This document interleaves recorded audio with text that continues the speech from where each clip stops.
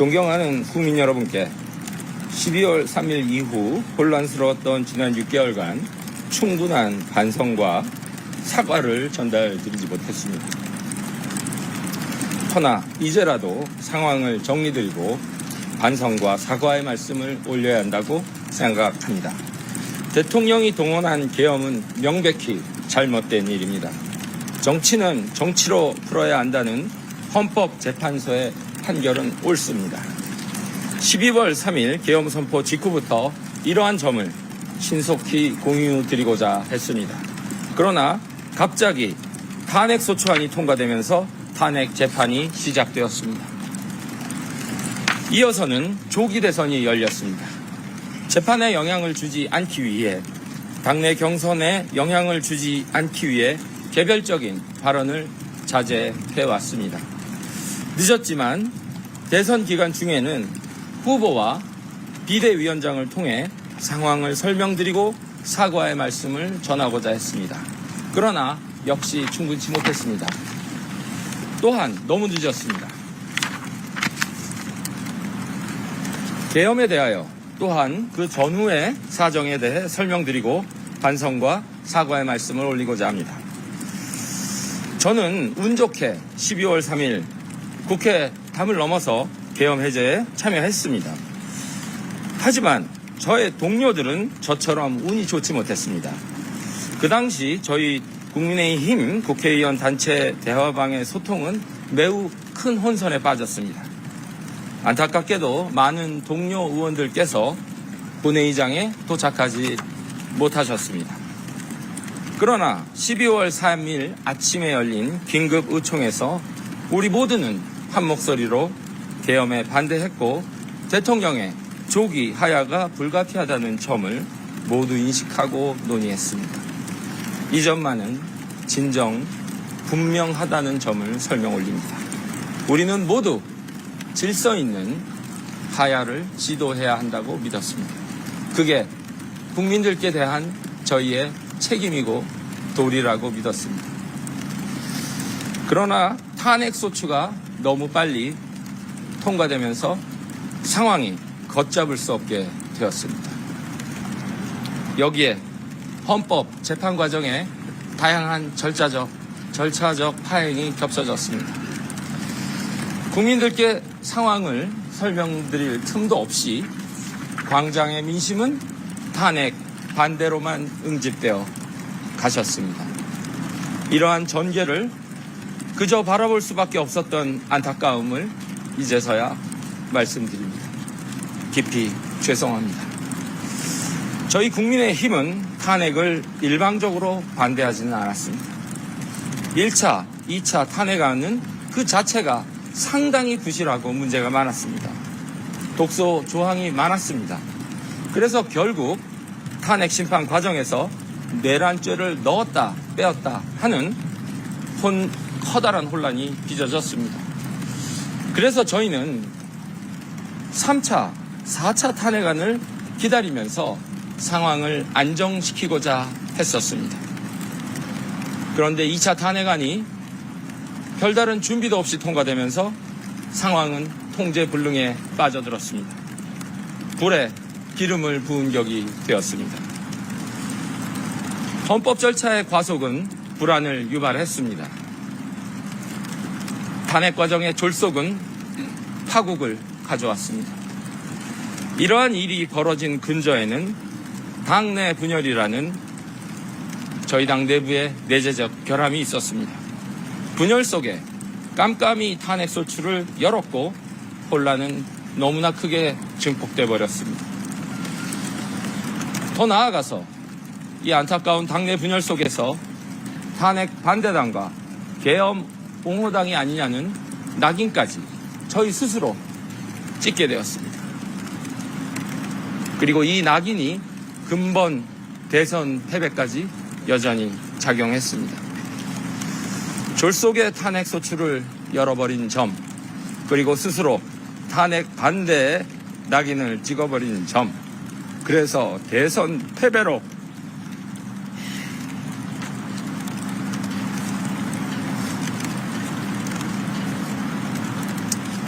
이어진 점, 이 일련의 모든 사안들에 너무도 깊이 죄송합니다.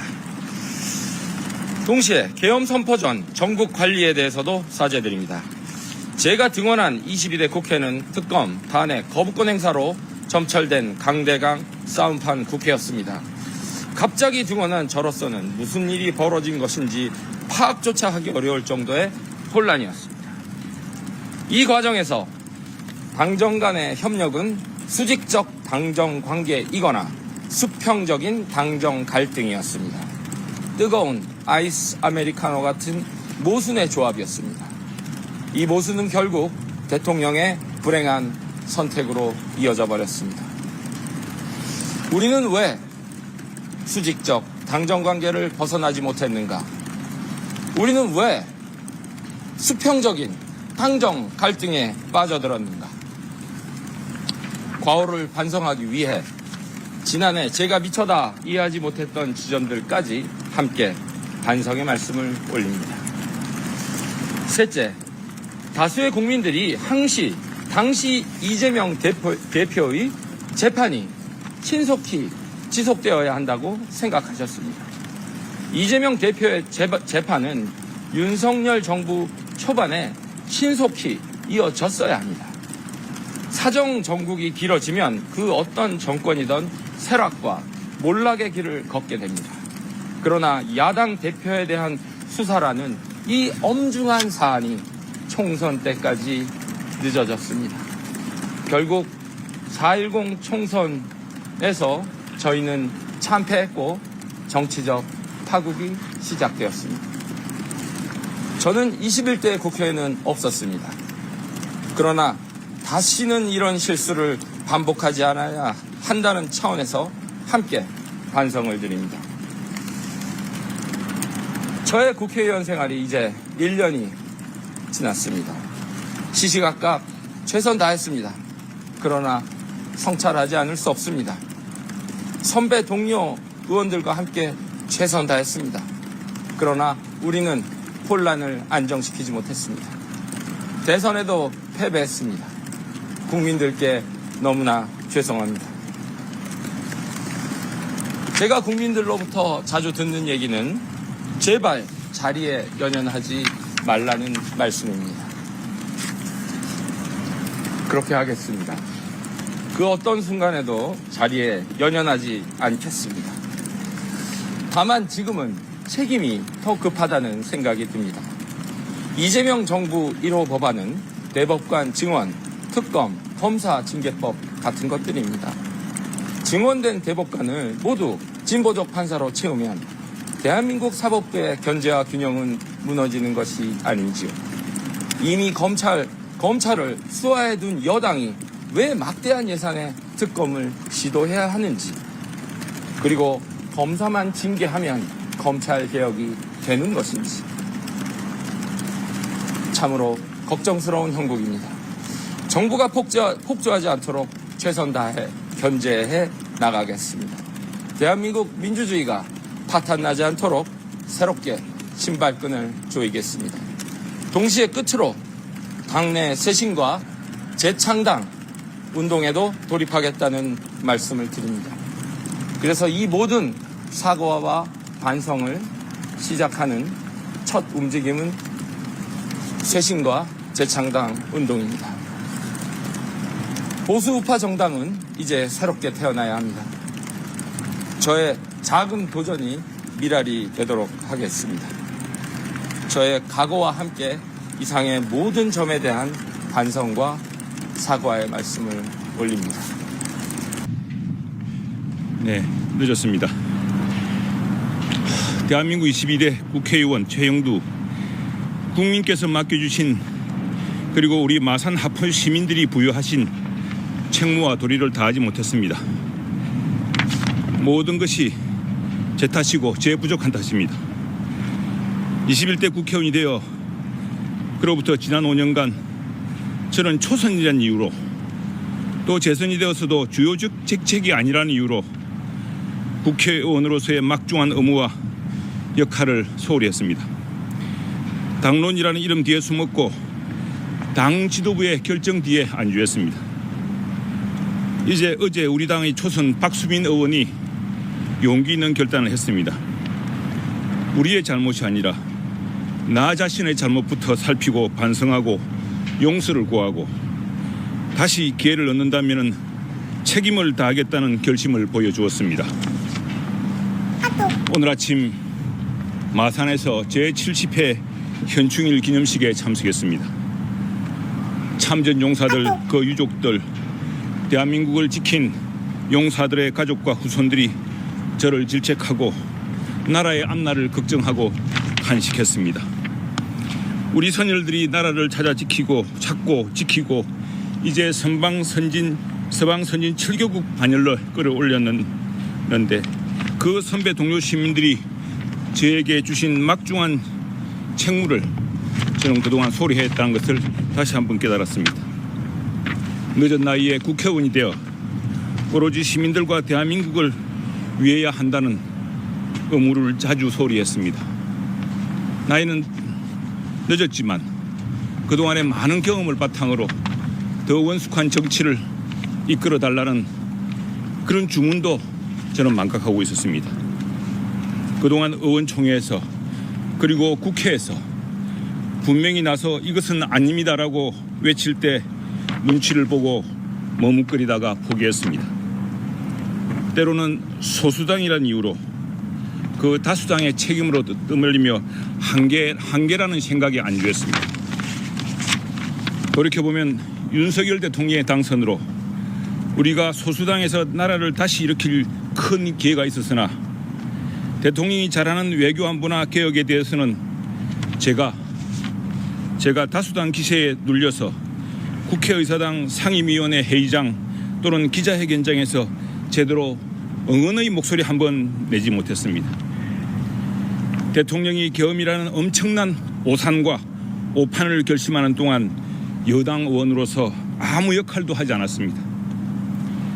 지난 11월 야당의 공세가 그치러지고 전국이 어려워질 때 몇몇 뜻맞는 동료 의원들과 함께 대통령실이나 용산 관저를 찾아서 옛 선비들이 하던 도끼 상소의 심정으로 시국의 위중함을 대통령이 인식하도록 해야 한다고 생각했습니다. 하지만 결심하지 못하고 실행 전 단계에서 멈칫하고 말았습니다. 임기 후반부 대통령은 외교 안보에 치중하고 국내 현안은 국무총리와 국회에 과감하게 맡겨서 국정의 쇄신을 이루어야 한다고 말하고 싶었으나 용기를 내지 못했습니다. 그로부터 12월 3일 맞은 계엄은 청천벽력이었습니다. 저를 비롯하여 우리 당 누구도 상상하지 못했지만 혹여 북한의 급변 사태 혹은 위급한 대남 침투 사태가 아닌 한 이 비상계엄은 시대착오적이고 분명한 잘못이라는 생각만큼은 확실했습니다. 그래서 그날 밤 마산에서 숙문이 문상을 마치고 저는 커피 상경에서 국회 담장을 뛰어넘었습니다. 시민들의 도움으로 뛰어넘을 수 있었습니다. 시간이 조금 늦어 표결하지 못했지만 그날 밤 국회 담장을 넘지 못한 우리 당의 동료 의원들의 생각도 한결같았습니다. 계엄에 대해서는 대통령이 법적 정치적 책임을 져야 한다고 생각하고 임기 또한 국민에게 맡겨야 한다고 생각했습니다. 대통령도 그런 발표를 잠깐 했지만 야당이 수용하지 않았고 우리 당은 더 이상 정치력을 발휘하지 못한 채 탄핵의 경랑에 휩싸였습니다. 그 소용돌이에서 저는 제 목소리를 내지 않았습니다. 헌법재판소의 탄핵 결정은 누구나 예상할 수 있었지만 더불어민주당의 거친 탄핵 소추와 절차적 정의 문제를 비판하지 않을 수 없었습니다. 이 모든 과정은 기록으로 남아있고 저 혼자만 감당하기 어려운 상황이지만 이 시기에 저는 국회의원으로서 주어진 책무와 의무 그리고 지지자들뿐 아니라 국민 전체를 바라볼 용기가 부족했습니다. 어쩌다 비상대책위원이 되어서는 더 큰 책무를 감당해야 했는데 당의 개혁과 정치 쇄신은 이루지 못한 채 현안에 끌려다녔습니다. 마침내 단일화라는 막중한 과제에서 절차적 정의를 파괴하는 심각한 우려에 빠졌습니다. 당원 투표가 구해주지 않았으면 영원한 책무에 빠졌을 것입니다. 재헌국회 때 우리 선배 의원들은 식사도 제대로 못하고 교통수단이 없어서 끌어다니며 헌법을 만들고 나라를 이렇게 세웠습니다. 그로부터 78년 뒤 국회의원 최영두는 관행과 변명 속에서 안주해왔습니다. 이제 계엄과 탄핵 그리고 우리 당의 대선 패배로 정치는 위기 속으로 치닫고 있습니다. 이제 더 이상 안주할 수도 숨을 수도 없습니다. 이재명 정부는 험악한 정치보복에 입법 폭주로 정치를 벼랑 끝으로 몰고 사법부를 뒤흔들고 있습니다. 국내외 석학들이 걱정하듯이 선거로 민주주의가 파괴될 수 있다는 과정을 그대로 보여주고 있습니다. 이제 국회의원 최영두는 국회의원 300명 중 1명이라는 이유로 태만하지 않겠습니다. 더 이상 당론 뒤에 숨지 않겠습니다. 더 이상 대세에 순응하지 않겠습니다. 잘못된 정당 정치 관행, 당대표제도, 선거제도 그리고 헌법의 권력구조까지 고치기 위해 22대 국회의원으로서 모든 책임과 역할을 다할 것입니다. 제 안위와 공천, 또 다른 자리를 탐하며 당장 국가의 운명, 미래를 짊어질 선택에 주저하는 일이 없도록 하겠습니다. 국민들과 마산 하포 시민들이 부여한 엄중한 책임을 위해 모든 것을 다 내려놓고 오로지 정진하겠습니다. 국민께 정말 심대한 심려를 끼쳐드리고 국회의원 중대한 헌법기관 국회의원 최영두의 잘못을 용서 부탁드립니다.